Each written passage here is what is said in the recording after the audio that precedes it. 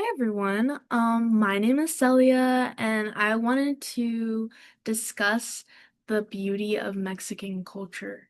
Um,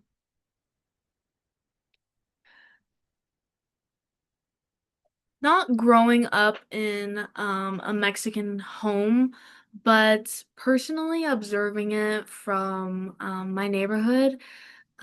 There's a lot of Mexican and Asian and Indian cultural dynamics that I got to see growing up. And one of my neighbors was actually Mexican, and she was so nice as to share her culture. And what captured my interest in choosing to study Mexican culture, tradition and value, their beauty in religion and Catholicism, their food is phenomenal.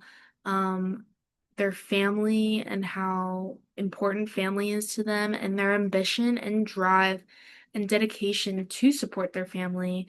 A lot of immigrants that I've known or people that I've known that have their family line or generations have immigrated to America have known to be the most ambitious people I know. Um, not only going to America for themselves and opportunity for themselves, but for their family and looking out for others and connecting with community. So I wanted to take a look into Hofstede's cultural dimensions, connections to Mexican culture. The three that I chose were power distance, individualism versus collectivism, and uncertainty avoidance. One thing about Hofstede's cultural dimensions is that there's a ranking on how countries as far as how well they work together on power distance, individualism versus collectivism, and uncertainty avoidance. And we're going to go up into a little bit of that. So, how does it relate to power distance? A quote that I picked up from our intercultural book by Schmidt, status and titles are far less important than incompetence. Um, In Mexican culture, it's very common and very typical for the man to be of the household and to work the most and bring the most money into the house. And with that being said, outside of title, such as being a doctor or being a lawyer or, presentation, it's all about most of the time, traditionally, it's about how much money and finance you bring to the table. Um, Understand people that live in a society that is self-aware of higher rankings and lower rankings, class distinctions are ingrained and hierarchy is not questioned. So you think about um, there being a Mexican president. In fact, Mexico was founded in 1821 after the Mexican Independence War.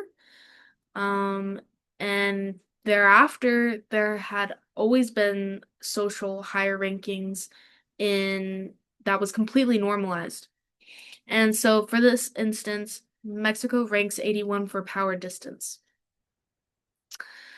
How does it relate to uncertainty avoidance?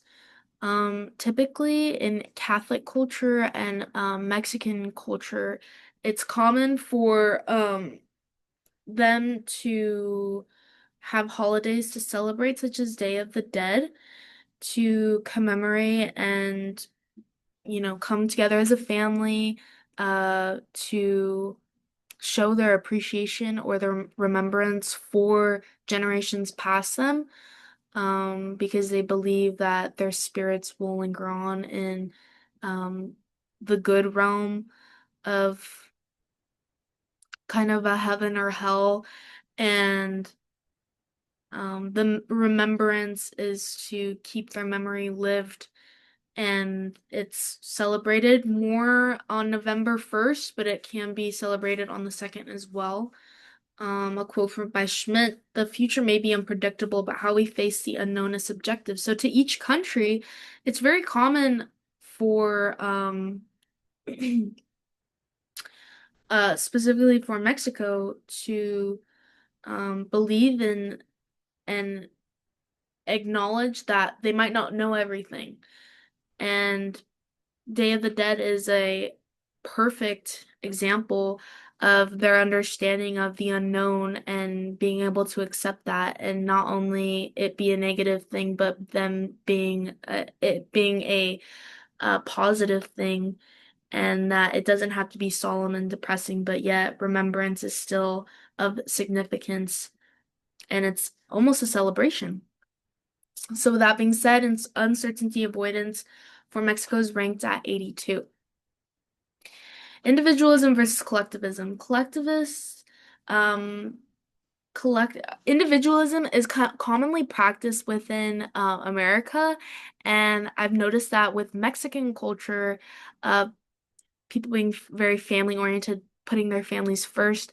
A quote by Schmidt, collectivists common identity based on group. We as society, harmony importance, relationship oriented organizations, clubs, networks, and group management.